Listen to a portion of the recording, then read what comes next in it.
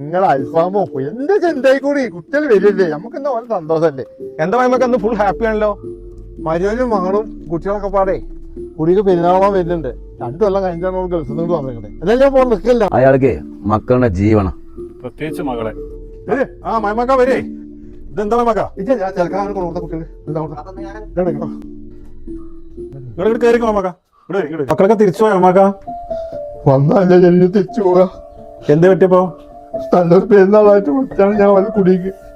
ഓര് കൊല്ലം ചെങ്ങായിമാര് മതി, കുട്ടികൾക്ക് കുട്ടികളെ പാർട്ടി ടൂറ് മതി.